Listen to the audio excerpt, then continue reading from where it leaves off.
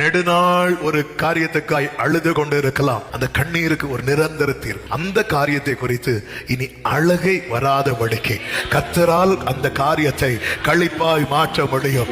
வாழ்க்கை ஃபுல்லா கண்ணீர் வடித்துக் கொண்டு இருக்கிறீர்களா? உங்கள் தலை தண்ணீரும் கண்கள் கண்ணீருமா இருக்கிறதா? நீங்க எதை நம்பணும் தெரியுமா? இந்த கண்ணீருக்கு ஒரு நிரந்தர தீர்வு.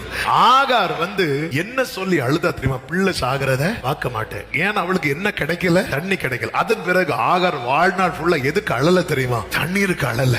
அதனாலதான் ஆண்டவர் நிரந்தர தீர்வு என்பது என்ன தெரியுமா?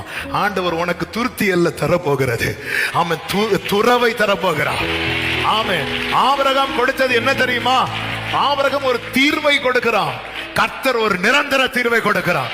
ஆபிரகாம் துருத்தியை கொடுத்தான், ஒரு 3 நாளைக்கு ஓடும். ஆண்டவர் துறவை கொடுக்கிறார். இன்னைக்கு அந்த துறவுல தண்ணி வந்துட்டு தான் இருக்கிறது. என் கண்ணீருக்கு நிரந்தர தீர்வு. சத்தம் ஆமென் சொல்லுங்க பார்க்கலாம்.